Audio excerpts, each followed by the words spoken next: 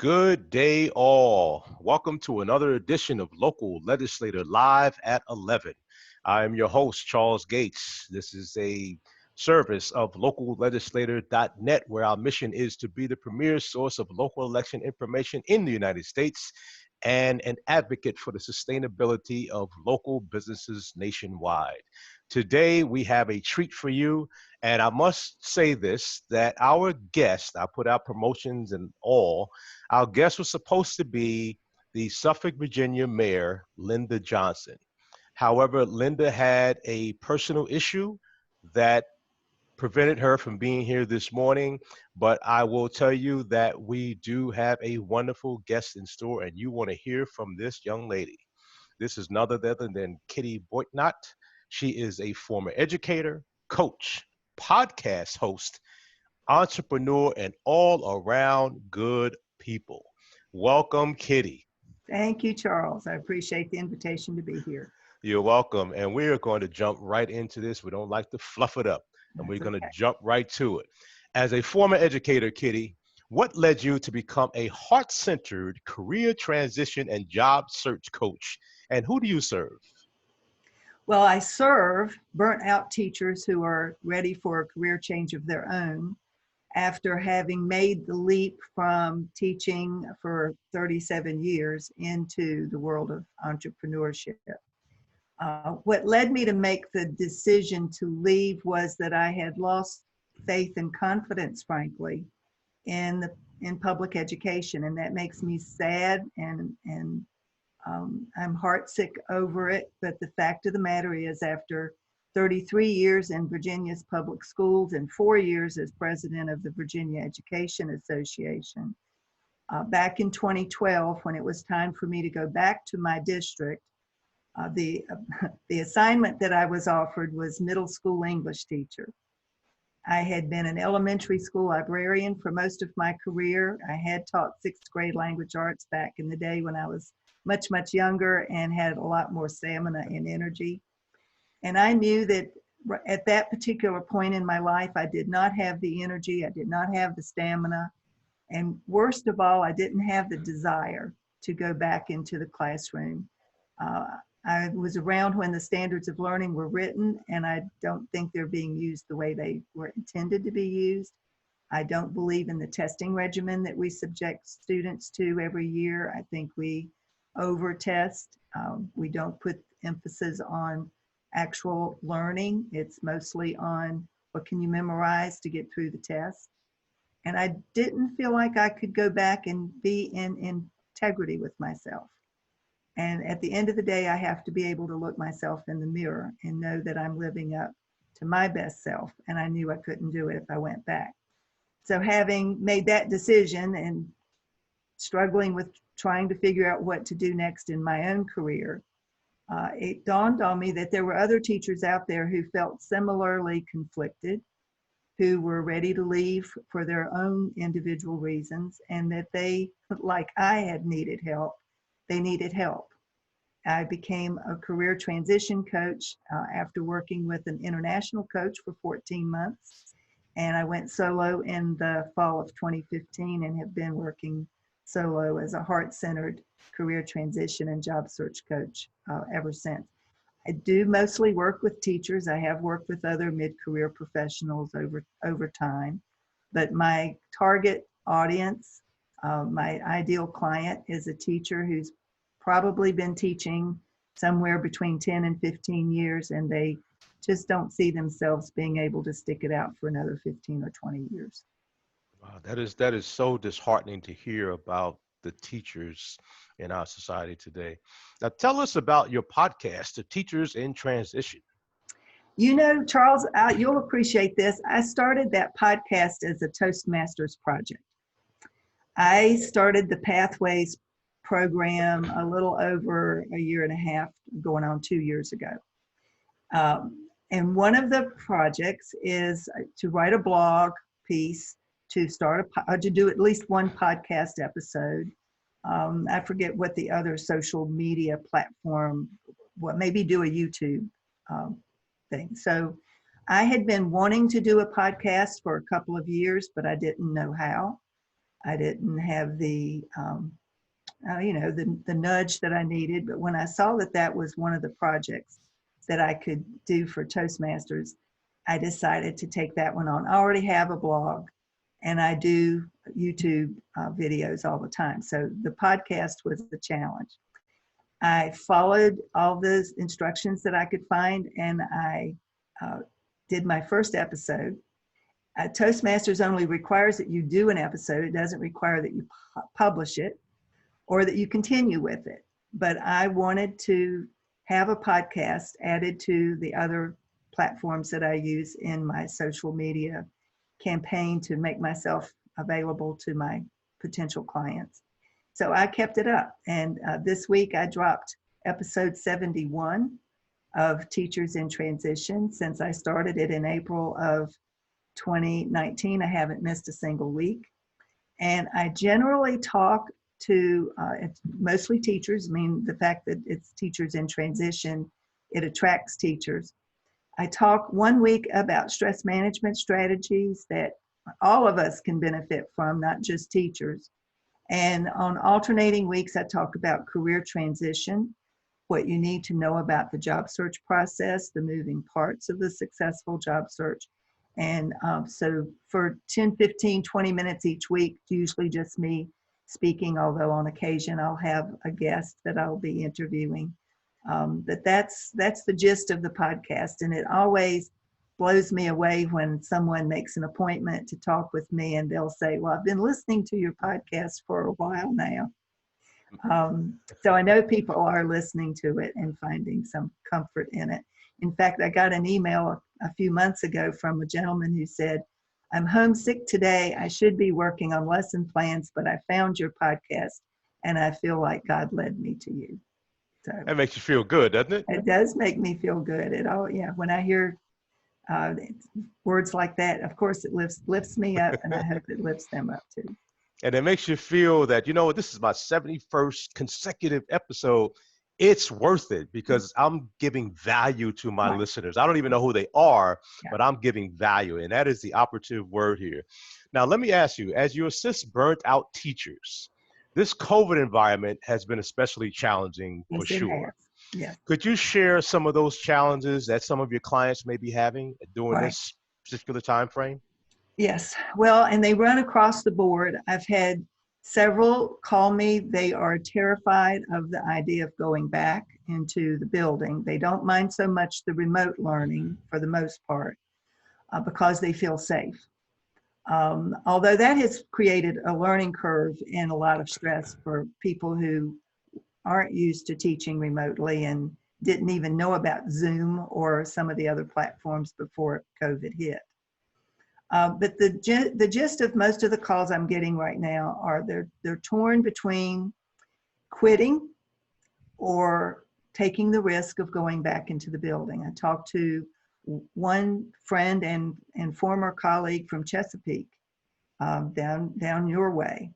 And she is very afraid. She's in the age group that puts her in the high risk category.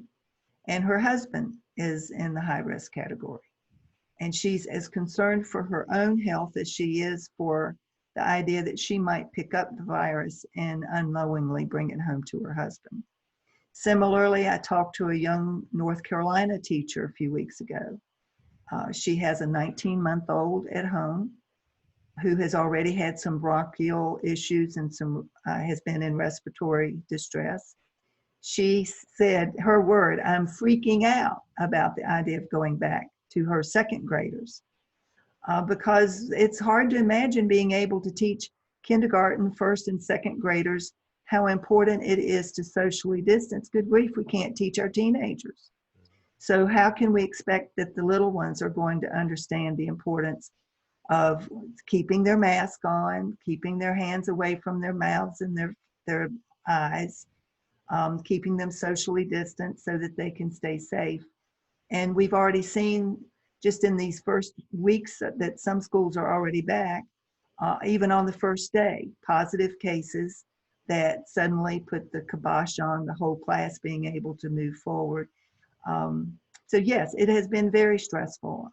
I've worked with some music teachers who are concerned about how do they teach their subject matter when they would all become super spreaders just by virtue of singing or taking up a musical instrument for the wind instrument. So we're in unusual times, and I've said we're on the horns of a dilemma because we know that we need our children to be in school. I mean, that's a no-brainer. The kids need to be in school. They need the socialization. They need the attention of their teacher. They need to be in school. And yet, we don't need to be putting them unnecessarily at risk. And we don't know what bringing them all back to school might do. And certainly for the teachers, it's one thing for people to say, well, kids don't get it as seriously and they recover more quickly. That may well be. But every one of those children's going to have a teacher who may or may not be able to recover as quickly. So yes, it's stressful. It's stressful for parents trying to figure out what's the right thing to do. Do you keep them home and let them learn remotely? And what happens if you've got a third grader and you need to go to work? What arrangements do you make? It's an impossible situation. And yet it is what we have to deal with. It's part of our reality right now. These are scary times indeed. To our listeners out there, if you like this interview, be sure to subscribe to our YouTube channel, connect with us on Twitter and Instagram, and like our Facebook page. And remember to leave us a comment telling us who or what you would like to hear from. Now, Kitty, you have and offer a vast array of services. One of those is sleep science coach. I have never heard of that. Exactly what is that and what do you do?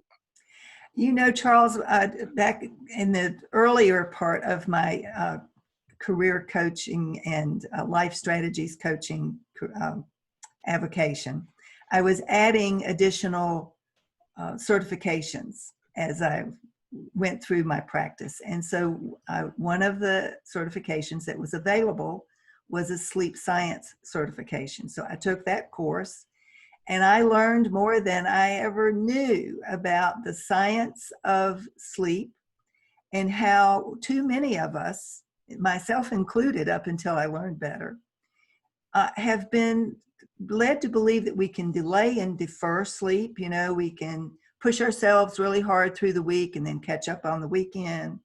Or if we've got a really high pressure job that we need to be doing late into the evening, that we can push ourselves to get by on 5 or 5.5 hours of sleep. And all of that is false. You cannot delay sleep. You cannot defer sleep. The older we get, the more important it is that we not even try to delay or defer sleep. And what I really didn't know until I took this course is how not getting the sleep that you need can, in fact, lead to early onset dementia or Alzheimer's. And the reason for that is that part of the sleep cycle allows for the brain to release the toxins that are built up by each of the cells in the trillions of cells in our brains. Those cells build up toxic material that need to be released, just like we go to the bathroom to eliminate waste. Our brain flushes out these toxins that build up over the course of a 24-hour period. And if you aren't sleeping in a particular cycle during the time that your brain turns on that cleaning function, you wind up not releasing those toxins for that night. And if you do that repeatedly, night after night after night, guess what? You'll never be able to release all of the toxins that are built up between the cells in your brain. And that's the research that says that toxin buildup is potentially responsible for forgetfulness, lack of focus, irritability, all of the early symptoms of early onset dementia. So getting the sleep that you need is critically, critically important. And on average, the average adult needs somewhere between 6.5 and 8 hours of sleep. Now, I don't know about you, but I really don't know that many adults who make it, besides myself these days, who make it a habit and commit to getting a full 8 hours of sleep every night. And some people will tell you, well, I just can't go to sleep that early. I want to read. I want to stay up. I want to watch my TV shows. And, if I get to bed at 12, okay, that's fine. I'll be up by 5:30. That just doesn't allow your brain to do all of the things that it needs to do. There's a cycle that your brain goes through, and it switches on and switches off these cycles throughout the night. And if you aren't already at a particular point where you're getting the REM sleep that you need by 2 o'clock in the morning, then the functions that your brain is supposed to be performing may not be able to be performed that night. That is scary indeed, and it looks like as though you're talking to me. I didn't know, but a lot of high achievers, and I know you are a high achiever, tend to think that you can get by on fewer hours than you really should. And like I said, the younger you are, the longer you can sort of go through the motions and delay, defer, and not feel the negative effects. What you don't know is, though, what negative effects may be building up inside your brain that don't show up until it's too late. So my best advice is create a sleep nighttime ritual. Turn down or turn off the lights about an hour before you feel like you need to go to bed, and adjust your bedtime based on what time you need to get up, and backtrack it to at least 6.5 hours. And the way to know for sure how much you personally need to sleep is to be on vacation and just not set an alarm. Go to bed when you're tired, get up when you feel refreshed. Look at the clock, see how many hours have elapsed. That's the best gauge of how many hours of sleep you need to be at your optimum best. And for me, it is about 8 hours. Wow. Kitty, thank you for scaring me to death. And now I will ask let's switch gears here. Aren't you glad you asked, Charles? Yes, I am. And no, I'm not. Talk to me about resume writing and interview preparation. And the reason I say that is because I get around. I'm out and about. Well, prior to COVID, I get out and about quite often. And I see people as they come to interviews, or even as they prepare for interviews and resumes, and it's just not cutting it. What do you recommend? And talk to us a little bit about that. Okay, so the resume, a lot of people mistakenly think that when they're ready to change jobs, the first thing they should do is write a resume that reflects everything they've ever done in their career from the time they got out of high school all the way up to the current times.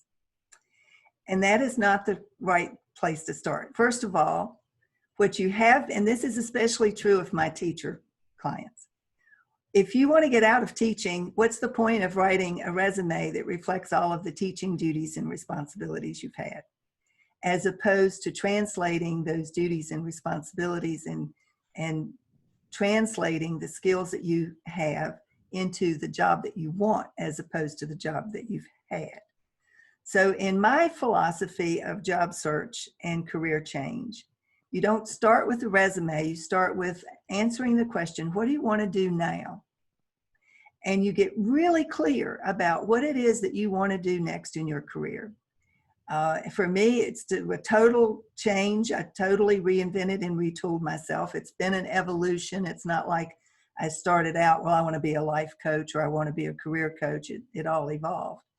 But what I did know for sure was that in my new career, I wanted to stay connected with teachers, and I wanted to offer some kind of service. To serve was the number one thing that kept coming up for me. I'm a helper person, so I wanted to be able to serve.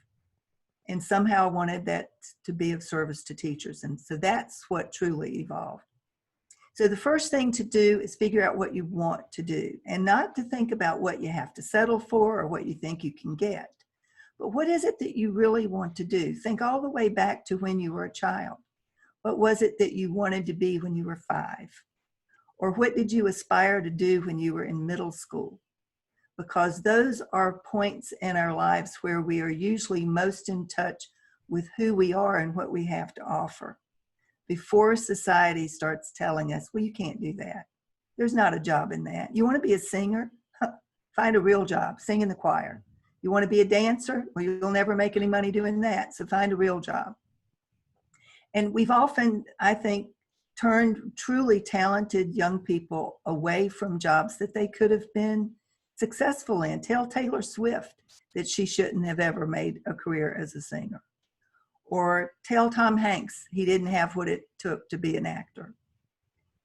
So start with what you want. And then as you look for job descriptions that reflect the kind of work you want to do in your future, really, really study the job description. I don't think people do that well enough.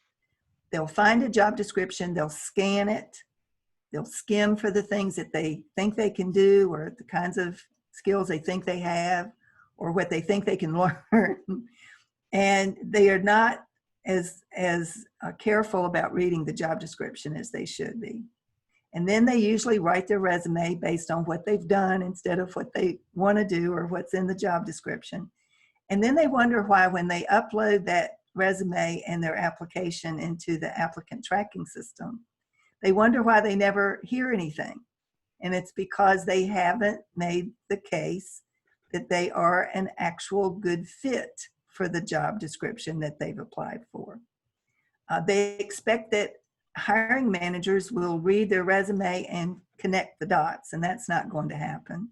But 60% of the time, they don't even make it through the applicant tracking system, because the ATS is the software program that's been designed to eliminate all of the candidates who aren't at least a 60% match to the job description.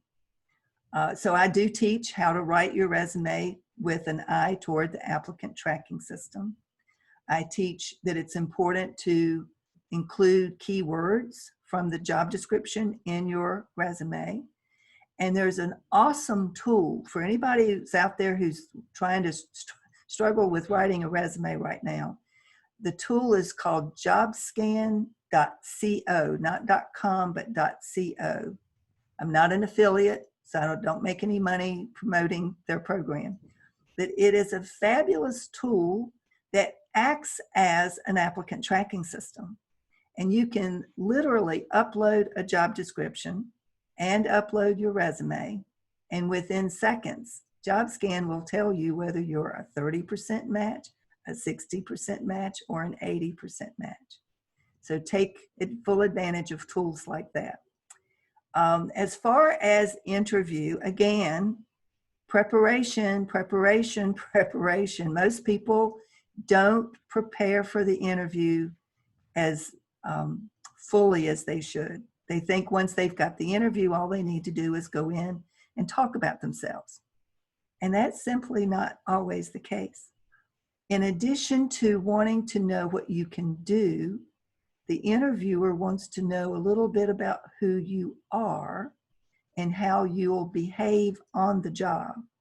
So they'll ask behavioral questions that, frankly, most interviewees without some coaching prior to the interview are well prepared for. They don't anticipate the question, so they don't know exactly how they would plan to answer it. And in my program, I offer coaching. I ask the questions that are likely to be asked, and then I coach them through an appropriate answer so that hopefully they'll be able to nail the interview and get the job offer. But even before they get to the interview, the little things make such a difference. Making sure that the cuff of your pantsuit is sewn up and not falling loose. Make sure that your shoes are shined. Make sure you take, if you're a woman, take a little extra time with your hair and a little bit of makeup. Even if you're not used to wearing makeup, a little mascara goes a long way. For the guys, make sure you've had a recent haircut. Wear an outfit that is one step above the job that you are actually interviewing for. and know everything that you can about the person that you are likely to be interviewing with, as well as much as you can about the company, the organizational culture, who's the CEO, what's the mission and vision of the company or organization, because you need to be able to speak their language when you go in for an interview. And if you haven't done due diligence and done all the homework that you can about the company and the job, you won't do well and you won't be offered the position. Thank you so much for that, Kitty. That was a plethora of information. Now, I do have two more questions for you. Okay. The one is, I see that you also provide negotiation services. How does that work? I'm assuming you're not showing up at a crime scene and you're not a crime scene No, negotiator. no, no. I coach my clients on how to negotiate. Once they've been offered the job, that's not the end of the process. So there's still a little bit of a dance that needs to be done, in my opinion. You don't necessarily take the first offer of salary, especially if the salary represents a cut from what you've been doing. You want to know your value. You don't want to over ask, but you also don't want to settle for less than you know you're worth. So if you're offered the job and they offer you a salary, even if it's a satisfactory salary, it doesn't hurt to say, well, now is that the best you can do? I could use an extra couple $1,000s a year. Or if money isn't as much of an issue, but you'd like more time, you might be able to negotiate an extra week of vacation, or 4 days a week in the office and 1 day at home, assuming we ever get back to working in the office.